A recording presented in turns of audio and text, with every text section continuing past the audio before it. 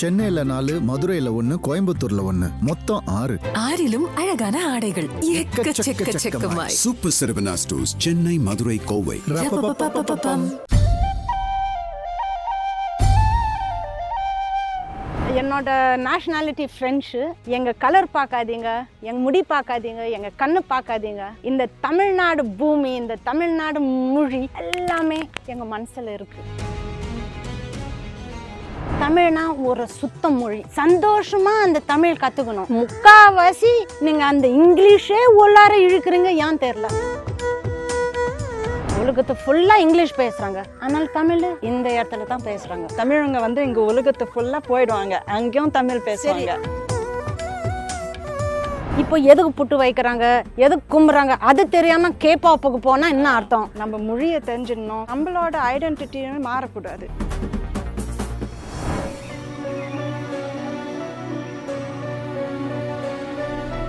எப்போ இந்த மரம்லாம் பார்க்குறீங்க, இந்த காடுன்னு சொல்கிறீங்க. நான் சின்ன வயசில் இருக்கும்போது இது போல் காடு இல்லை இங்கே.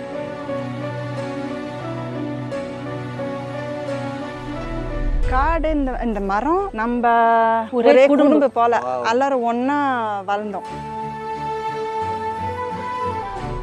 மரம் நம்மள இல்லாமல் வாழ முடியும், ஆனால் நாங்கள் மரத்தில் இல்லாமல் வாழ முடியாது. காட்டில் வாழ்கிறவங்களுக்கு தான் தெரியும் அவ்வளோ முக்கியம். காட்டில் வாழும்போது ஒரு மரத்துக்கு ஒரு மரியாதை இருந்தது, மொழிக்கும் ஒரு மரியாதை இருக்குது, எல்லாத்துக்கும் ஒரு கரெக்டாக இருந்தது. இப்போ அந்த டிஸ்கனெக்ட் ஆகிட்ட பிறகு அவங்களுக்கு அந்த வேல்யூ தெரிய மாட்டேங்குது.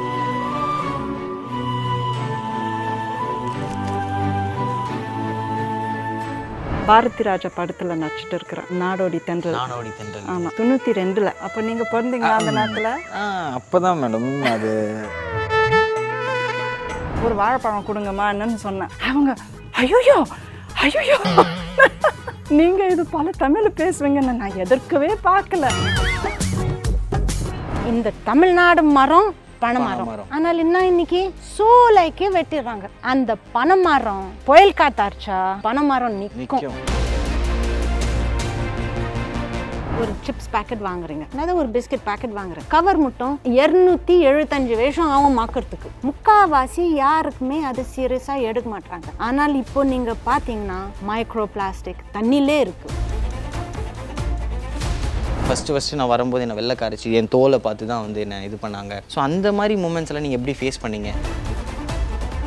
இந்த மொழினால் தான் எனக்கும் இந்த தமிழ்நாடு மக்களுக்கும் ரொம்ப ரொம்ப ரொம்ப பாசம். So kind. எப்படின்னா அவங்க இதையும் கையில் வச்சுருக்குறாங்க. இந்தியாவில் டுவல் நேஷனாலிட்டி கொடுக்க மாட்டாங்க. நீங்கள் ஃப்ரான்ஸில் போய் 5 வருஷமாக வாழினீங்கன்னா அந்த பாஸ்போர்ட் உங்கள் கையில் கிடைக்கும். நாங்கள் இங்கே 50 வருஷமாக இருந்தால் கூட அந்த பாஸ்போர்ட் கிடைக்காது.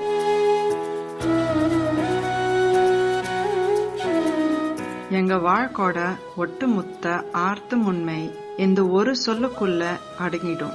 யாதும் ஊரே யாவரும் கேளீர். நம்ம ஊர் Mangai presented by super Saravana stores, super stores of shopping world. வணக்கம் ஐபிசி மங்கை. என்னோட பேர் காளி, எங்கள் தங்கச்சி பேர் கிருபா. நான் என்னோட நேஷ்னாலிட்டி ஃப்ரெண்ட்ஸு. எங்கள் கலர் பார்க்காதீங்க, எங்கள் முடி பார்க்காதீங்க, எங்கள் கண்ணு பார்க்காதீங்க. இந்த தமிழ்நாடு பூமி, இந்த தமிழ்நாடு மரம், இந்த தமிழ்நாடு மொழி எல்லாமே எங்கள் மனசில் இருக்குது. அதை தான் பார்க்கணும். வெளியில் இருக்கிறத பார்க்காதீங்க, உள்ளார இருக்கிறத பாருங்க.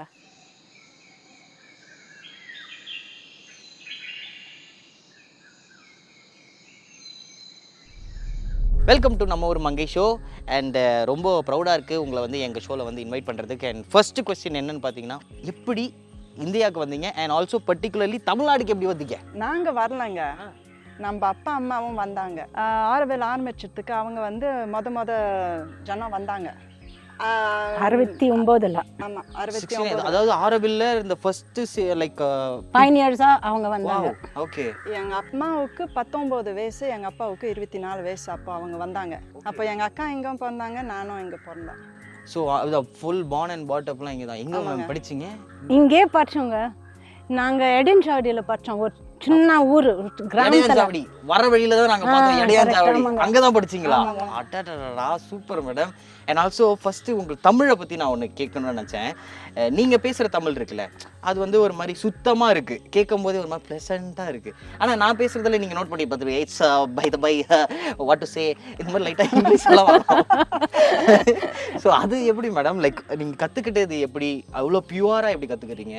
கிராமத்துலலாம் இங்கிலீஷ் பேச மாட்டாங்க தானே இப்போ ஓகே எல்லாம் சேர்ந்துக்கினாங்க, இங்கிலீஷ் மீடியம் ஸ்கூல்லாம் இருக்கு. ஆனால் மொத எல்லாம் தமிழ் சுத்தமாக பேசுவாங்க. சிட்டியில் போனால் அந்த வந்து எல்லாம் இங்கிலீஷ் கலந்துட்டே இருக்கும், அப்போ தங்கிலீஷ் ஆகிடும். ஆனால் ஏன் அப்படி பேசுறீங்க எனக்கு புரியல. அதுதான் மேடம். ஏன்னா தமிழ்னா ஒரு சுத்த மொழி, யா பழைய காலத்து மொழி.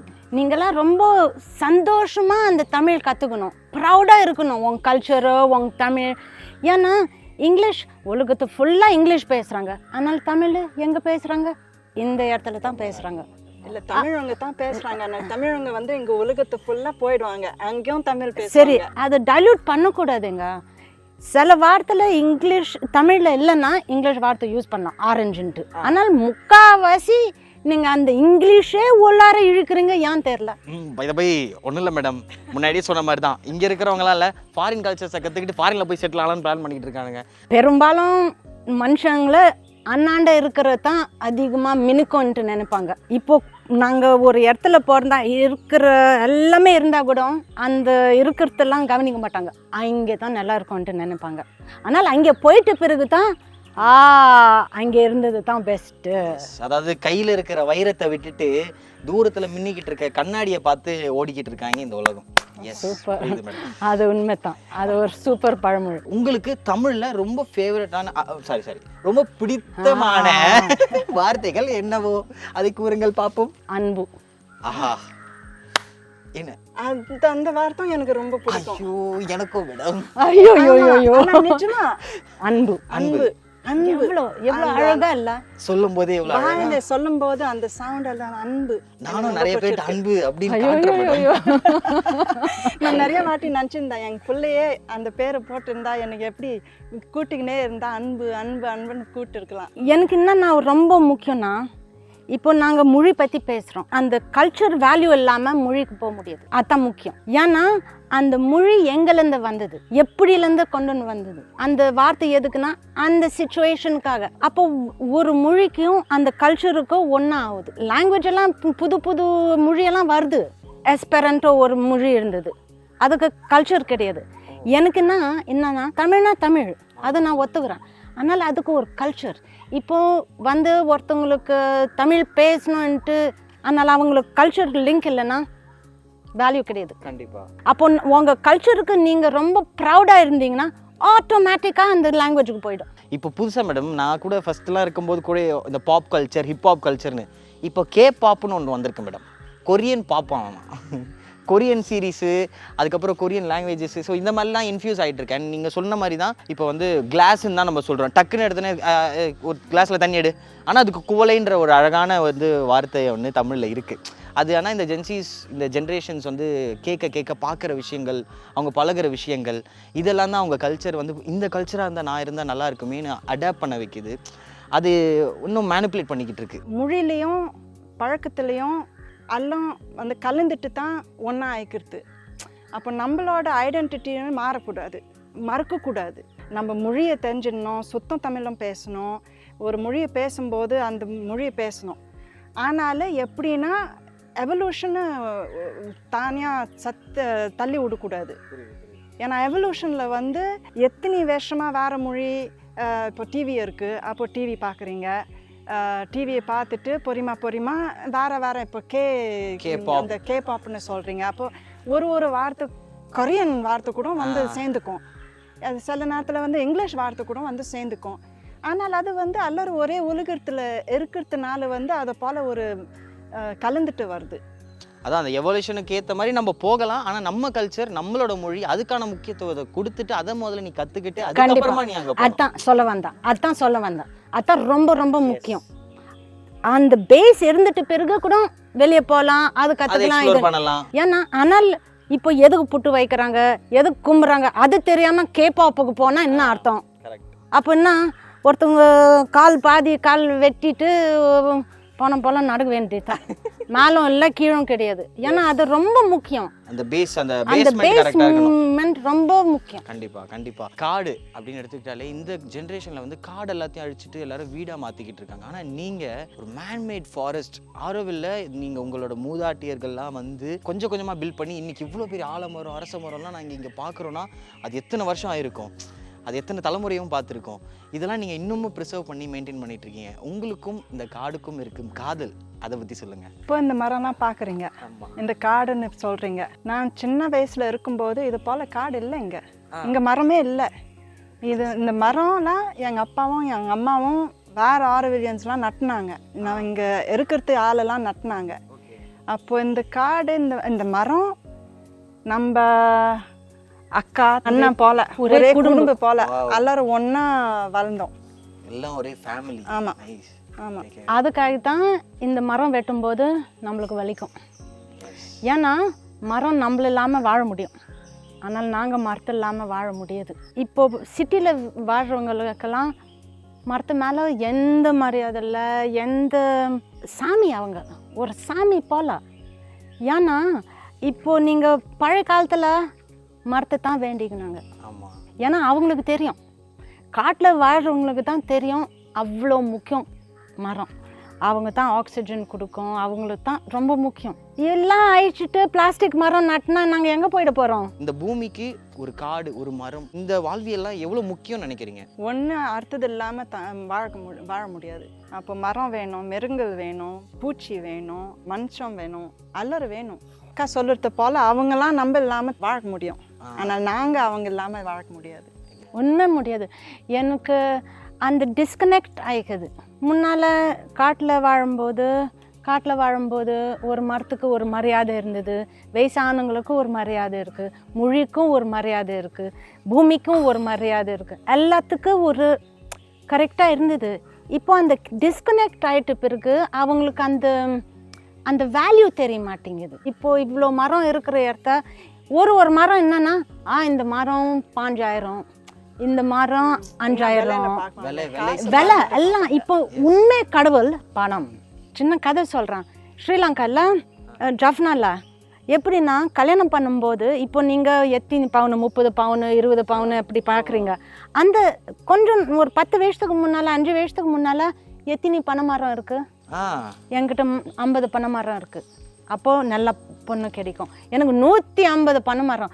அந்த பனை மரோட வேல்யூ, ஏன்னா பனை மரத்தை ரொம்ப இந்த தமிழ்நாடு மரம் பனை மரம் உங்களுக்கு பாட்டு இருக்குது, எல்லாமே இருக்குது அந்த பனை மரத்துலேருந்து. ஆனால் என்ன இன்னைக்கு சூளைக்கு வெட்டிடுறாங்க. அந்த பனை மரம் புயல் காத்தாச்சா மழை இல்லைன்னா அந்த பனை மரம் நிற்கும். ஆனால் அது கூட மரியாதை இல்லைன்னா என்ன அர்த்தம்?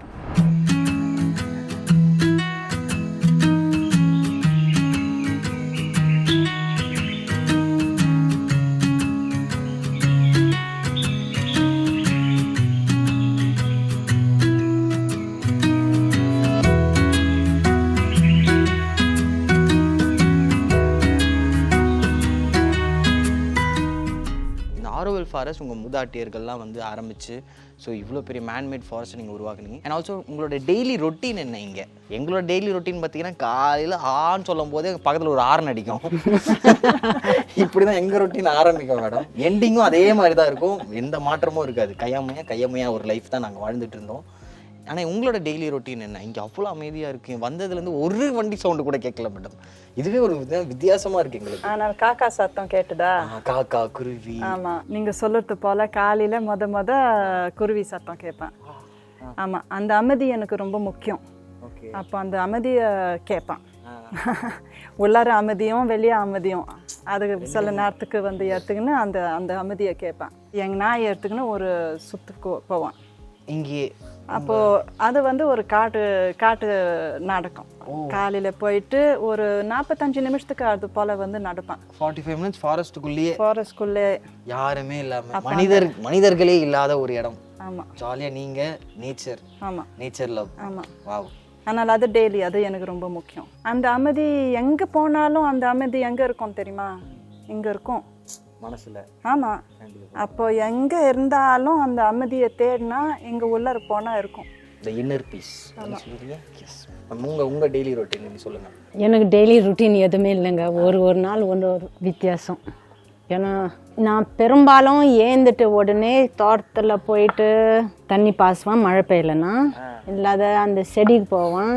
ஆனால் எனக்கும் இந்த செடிக்கும் மரத்துக்கு ரொம்ப கனெக்ஷன் இருக்குது. அது போல் எங்கள் நாள் ஆரம்பித்தா எங்கள் நாள் ஒழுங்காக போவோம். ஏன்னா அந்த கனெக்ஷன், என்னோட கனெக்ஷன் எனக்கு சிட்டியில் வாழ முடியாது. மேக்ஸிமம் எவ்வளோ நாள் இருக்க முடியும் மேம் உங்களால் சிட்டியில்? என்ன பெருமூச்சு விடுறாங்க? 3 நாள். 3 நாளா? அதுக்கு மேலே இல்லை. நான் சிட்டியில் வாழ்ந்தே இல்லைங்க. ஓ, முடியாது. அண்ட் நீங்கள் முன்னாடியே சொன்ன மாதிரி மேம், லைக் வந்து நான் ஃபஸ்ட்டு நான் வரும்போது என்னை வெள்ளை காரிச்சு என் தோலை பார்த்து தான் வந்து என்ன இது பண்ணாங்க இப்படிலாம் சொன்னீங்களே. ஸோ அந்த மாதிரி மூமெண்ட்ஸ் எல்லாம் நீங்கள் எப்படி ஃபேஸ் பண்ணீங்க? கடைக்கு போகும்போது என்னை ஏமாத்துனாங்கன்னா தமிழில் பேசும்போது, ஐயோ ஆரம்பிச்சிலேருந்து சொல்லியிருக்கலாம், நீங்கள் தமிழ் பேசுகிறவங்க, நீங்கள் இந்த ஊருக்காரங்க, நாங்கள் உங்களை கரெக்டாக சொல்லியிருப்பேன். நான் கேட்பேன், தமிழ் பேசுகிறவங்களுக்கு மட்டும் கரெக்டாக சொல்கிறீங்க, அப்போ அவங்களுக்கு ஏன் தமிழ்? அப்படியே அந்த நேரத்தில் எல்லாமே சிரிப்பாங்க. டென்ஷனும் வரும், சிரிப்பும் வரும். ஆனால் எனக்கு தெரிஞ்ச வரைக்கும் இந்த தமிழ் மொழி நான் கற்றுக்கிறதுனால நான் கடவுள்லாம் ரொம்ப நன்றி, ரொம்ப ரொம்ப ரொம்ப ரொம்ப நன்றி. ஏன்னா இந்த மொழினால் தான் எனக்கும் இந்த தமிழ்நாடு மக்களுக்கும் ரொம்ப பாசம், ரொம்ப ரொம்ப ரொம்ப பாசம். இந்த தமிழ் மக்களுக்கு ஒரே ஒரு 1000+ பாயிண்ட். They so kind. அவங்க so kind. எப்படின்னா அவங்க இதையும் கையில் வச்சுருக்குறாங்க, எப்பவுமே ரெடியாக தராங்க. எஸ், எடுத்துக்கோ. ஒரு நாள் வந்து வண்டியில் ஒரு டூருக்கு போனோம், எங்கள் புருஷனும் நானும். அப்போ பைக்கில் இருந்தோம். நாங்கள் 2 பேரும் சுத்தமாக ஃபாரினர்ஸ் போல், சுத்தமாக டூரிஸ்டாக போல் இருந்தோம். ஏன்னா எப்படின்னா வெள்ளத்தோல் இருக்கிறதுனால வெயிலில் வந்து ஷால்லாம் போடுவோம். அப்போது நான் அந்த வண்டியிலேருந்து இறங்கிட்டு நேராக கடைக்கு போயிட்டு நேராக அவங்ககிட்ட தமிழில் பேசுகிறேன். நான் நினைக்கவே இல்லை, ஒரு நிமிஷத்துக்கு கூட அந்த கேப் இருக்குதுன்னு நான் நினைக்கல. ஏன்னா எங்கள் மனசில் என்ன இருக்குது, நான் வந்து நான் தமிழ் பொண்ணு, நான் இந்த இடம். அவன் நான் இறங்கிட்டு தெரில வந்துட்டேன், ஒரு வாழைப்பழம் கொடுங்கம்மா என்னன்னு சொன்னேன். அவங்க ஐயோ ஃபுல்லாக ரியாக்ஷன் வந்துட்டு அவங்க, அது போல் பண்ணாதுங்கம்மா, இந்நேரம் எனக்கு மயக்கம் வந்துட்டு இருக்கோன்னு சொல்கிறாங்க. மயக்கமே வந்துருக்குமா? நீங்கள் இது பல தமிழ் பேசுவீங்கன்னு நான் எதிர்க்கவே பார்க்கல. அப்போது அந்த நல்லா சிரிச்சோம் அந்த நேரத்தில். நான் இங்கே இருக்கும்போது நான் இந்த நாட்டு பொண்ணு தான் நான் நினைப்பேன். கண்டிப்பாக. என்ன யாராவது இந்த மாதிரி ஏதாவது சர்ப்ரைஸ் ஆகும்போது தான் உங்களுக்கு அப்போ தான் எனக்கு தெரியுது, ஒரு கண்ணாடியில் பார்க்கறது போல, ஓ அவங்க கண்ணில் எனக்கு தெரியுது நான் இங்கே ஆள் இல்லைன்ட்டு. ஒரு வாட்டி நான் வரும்போது ஒருத்தங்க நான் ஒரு கேள்வி கேட்டேன், தமிழில் கேட்டேன். Madam no English. ஹலோ நான் தமிழில் பேசுகிறேங்க, நோ இங்கிலீஷ். அவங்க எல்லாரையும் போல உண்மை நான் கேட்குறேன். அவங்க ஆகல, போய் தொலைன்ட்டு ஒன்று போயிட்டான். நான் எனக்கு தெரிஞ்சு அவன் என்ன நினச்சிருப்பான் அந்த மொமெண்ட்லன்னா, பரவாயில்லையே எனக்கும் இங்கிலீஷ் தமிழ் மாதிரியே புரியுது அப்படின்னு நினச்சிருப்பான்னு நினைக்கிறேன். நாங்கள் தமிழ் பேசும்போது நான் நிறைய வாட்டி அதை ஃபேஸ் பண்ணியிருக்கிறேன். ஒரு பெரிய நன்றி சொன்னாங்க. அதை சொல்லும்போது எனக்கு மனசு ரொம்ப சந்தோஷம். அவங்க உண்மையிலுமா சொல்லுவாங்க, ரொம்ப நன்றி நீங்கள் தமிழ் பேசுது, நீங்கள் மனசார சொல்லும்போது எனக்கு ரொம்ப இதாக இருந்தது. தமிழை பற்றி பேசும்போது நீங்கள் எவ்வளோ ப்ரௌடாக ஃபீல் பண்ணுறீங்க, அதுலேருந்தே தெரியுது. நரம்பு நாடி சதை எல்லாத்துலேயுமே வந்து உங்களுக்கு அந்த தமிழோட இம்பேக்ட் இருக்குது. ஸோ பட் ஆனால் நீங்கள் பேசும்போது என்னோடய ஃப்ரெஞ்ச் நேஷ்னாலிட்டி அப்படின்னு பேசுகிறீங்களா, அது ஏன் அப்படி சொல்கிறீங்க? அப்புறம் ஆனால் நீங்கள் பிறந்து வளர்ந்தது எல்லாமே இங்கே தானே? நம்ம அப்பாவும் அம்மாவும் ஃப்ரெஞ்சு, அப்போ நம்ம பாஸ்போர்ட்டு ஃப்ரெஞ்சு, அப்போ நேஷ்னாலிட்டி ஃப்ரெஞ்சு. இந்தியாவில் டூவல் நேஷ்னாலிட்டி கொடுக்க மாட்டாங்க. அப்போ இந்தியன்ஸாக இருக்கணும், இல்லைன்னா வேறு நாட்டு நேஷ்னாலிட்டி எடுத்துக்கணும். அப்போ நாங்கள் ஃப்ரெஞ்ச் பாஸ்போர்ட்டே வச்சுக்கின்னு நம்மளுக்கு வந்து ஒரு OCI கார்டு இருக்குது. அப்போ OCI கார்டுன்னு பார்த்தா Overseas citizen of India.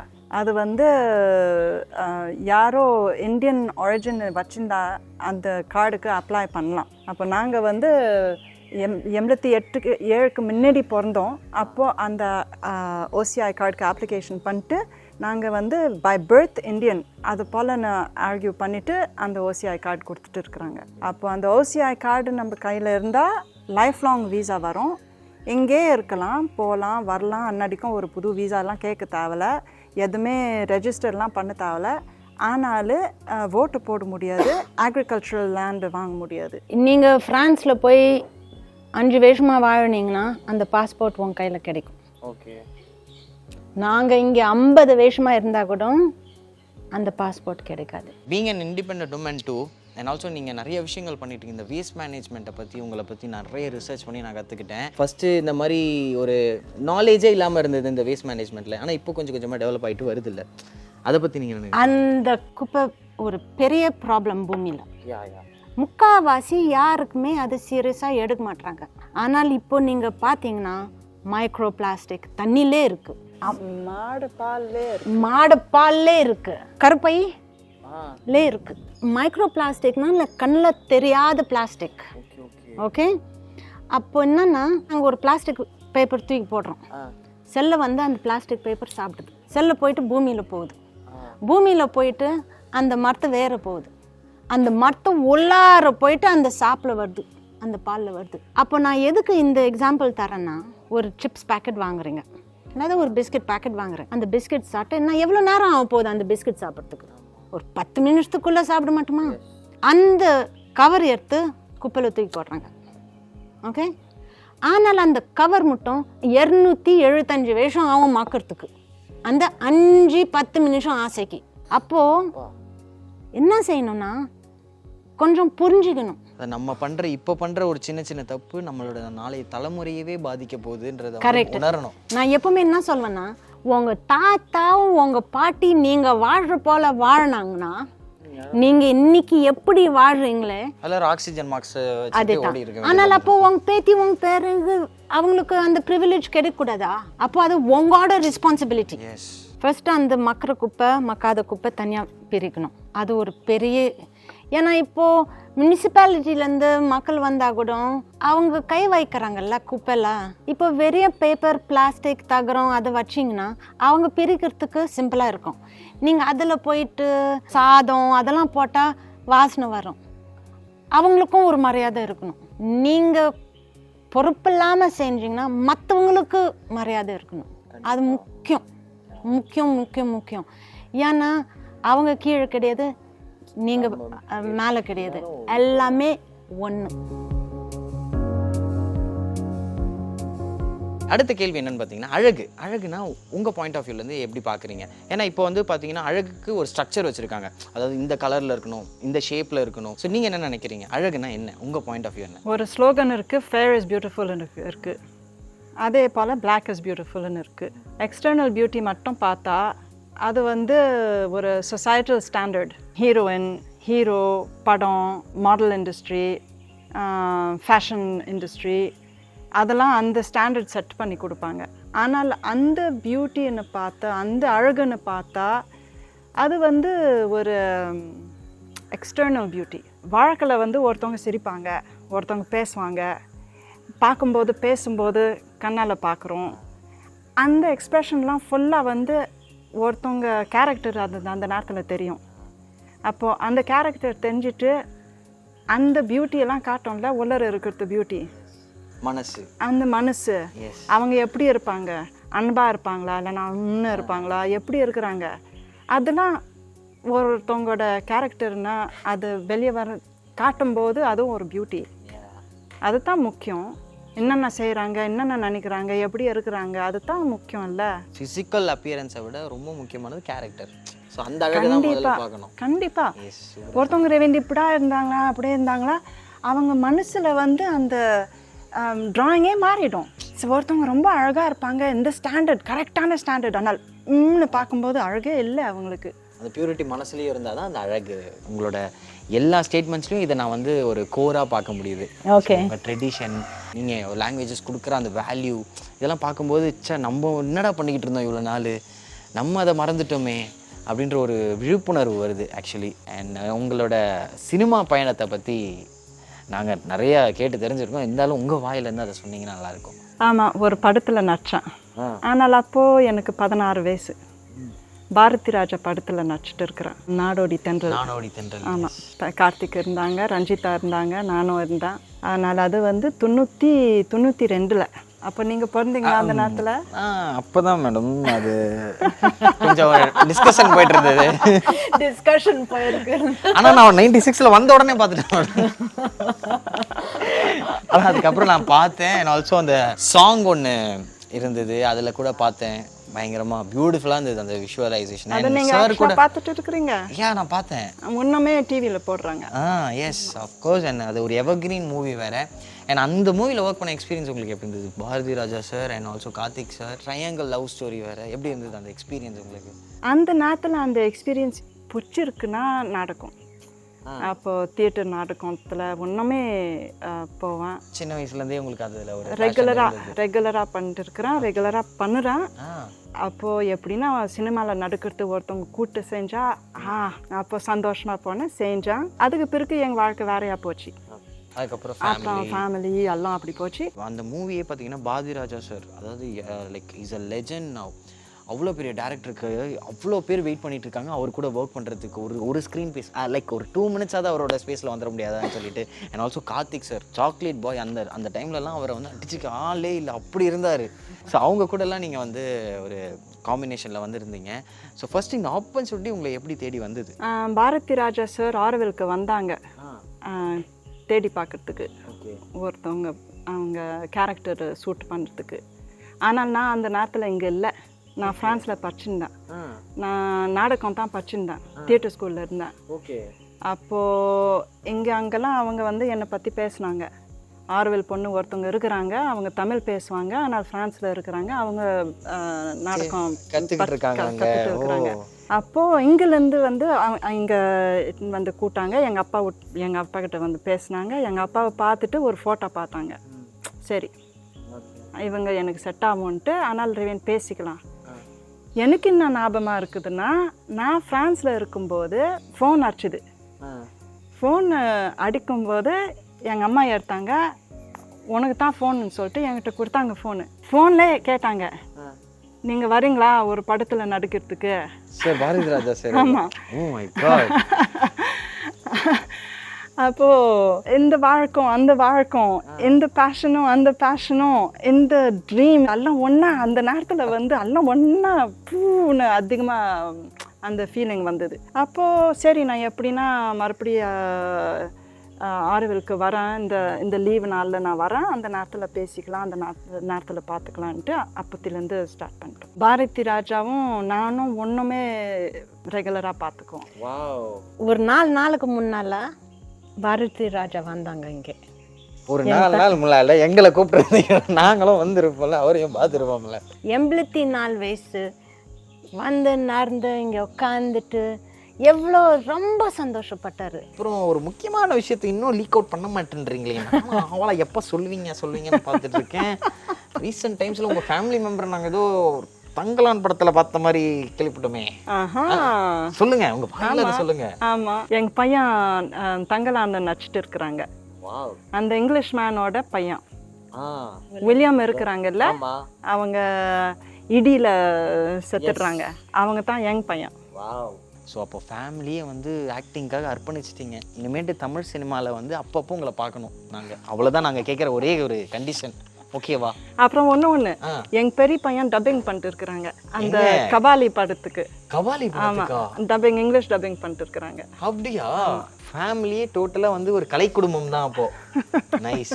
S, இந்த மாதிரி ஒரு பியூட்டிஃபுல்லான ஒரு ஃபேமிலி அண்ட் ஆல்சோ ஒரு பியூட்டிஃபுல்லான இந்த இடத்துல வந்து இந்த பியூட்டிஃபுல்லான ஷோ வந்து நான் உங்களுக்கு வந்து காட்டினதில் எனக்கு ரொம்ப சந்தோஷம். இன்றைக்கி நிறைய விஷயங்கள் நானுமே தெரிஞ்சுக்கிட்டேன். நம்ம கல்ச்சர் எவ்வளோ முக்கியம், நம்ம தமிழ் மொழிக்கான இம்பார்ட்டன்ஸ் எவ்வளோ, அண்டு இந்த ஜென்ரேஷன் என்னெல்லாம் மிஸ் பண்ணிக்கிட்டு இருக்கு இந்த லைஃப்பில், இதெல்லாம் வந்து நிறையா ரொம்ப இயல்பாக நீங்கள் எங்களுக்கு வந்து சொல்லி கொடுத்துட்டீங்க. ரொம்ப நன்றி அந்த விஷயத்துக்கு. And thank you so much for being in my show.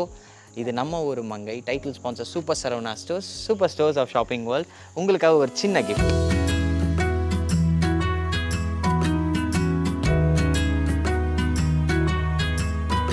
Thank you so much for being in our show. இது நம்ம ஒரு Mangai title sponsor super Saravana stores, super stores of shopping world. நன்றி சரவணா ஸ்டோர்ஸ்.